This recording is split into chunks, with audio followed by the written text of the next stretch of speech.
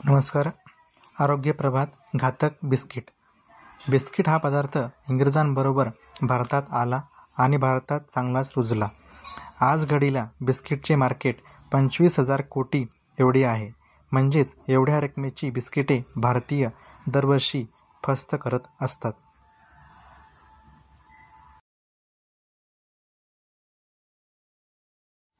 आयुर्वेदानुसार म्हणाल तर बिस्किट हा आरोग्यासाठी अपायकारक पदार्थ आहे, म्हणजे अनहेल्दी पदार्थ आहे.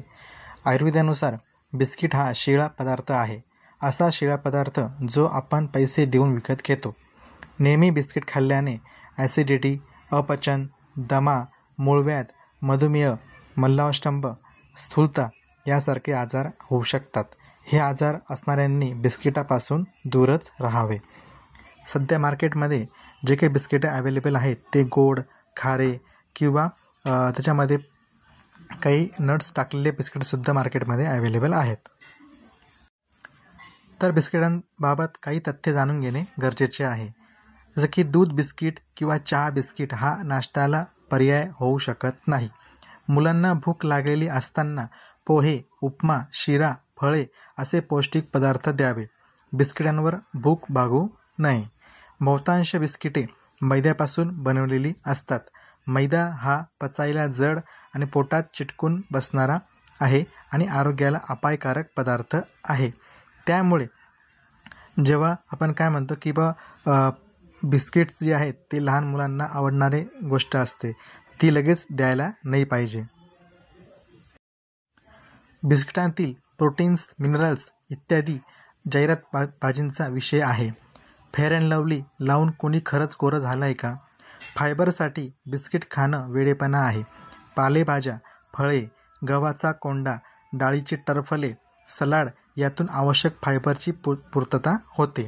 जवळपास सर्वच बिस्किटांमध्ये डालडा तूप म्हणजे व्हेजिटेबल ऑइल असते, जे बॅड कोलेस्ट्रॉल वाढवण्यासाठी कारणीभूत ठरते.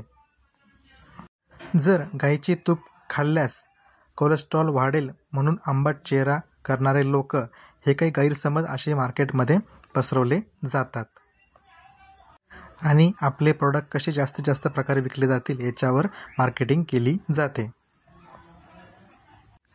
जवळपास सर्वच बिस्किटांमध्ये डालडा तूप व्हेजिटेबल ऑइल असते, जे बॅड कोलेस्ट्रॉल वाढवण्यासाठी कारणीभूत ठरते.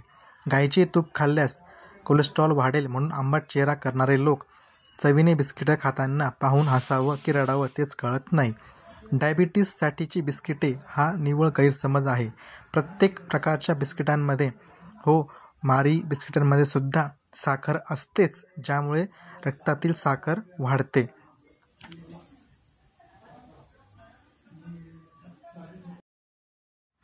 ब्रेड, खारी, टोस्ट हे बेकरीचे पदार्थ बिस्किटांचेच भाऊबंद आहेत आणि बिस्किटांसारखेच अपायकारक आहेत.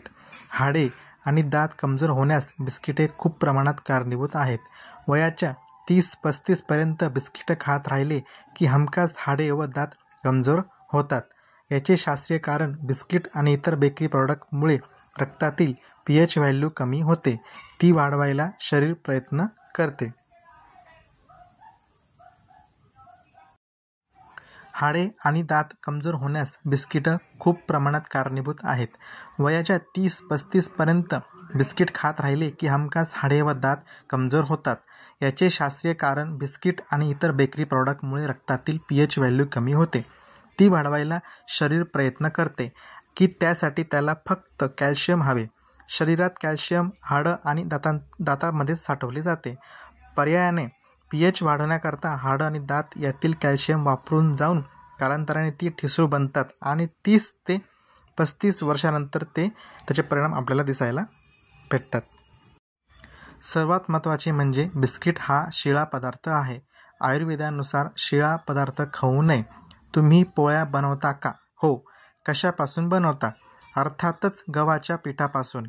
मग 2 दिवसाची शिळी पोळी मुलाला देतात का? नाही. मग 2 महिने आधी बनवलेले बिस्किटं कसे चालतील?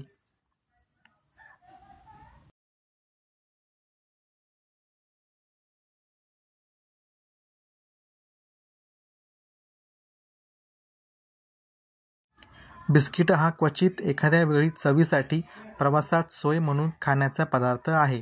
तुमचा चहा बिस्किटांशिवाय पूर्ण होत नसेल तर ही आरोग्यासाठी धोक्याची घंटा आहे. तर आपण बघितलं की बिस्किटे हे आपल्या आरोग्यासाठी किती घातक होऊ शकतात. बिस्किटे हा जो पदार्थ आहे, जसं की बिस्किटांसोबतच खारी, टोस्ट हे जे आहे प्रकार, हे आपल्या आरोग्याला घातक आहेत आणि हे आपलं आरोग्य अजून खराब करतील.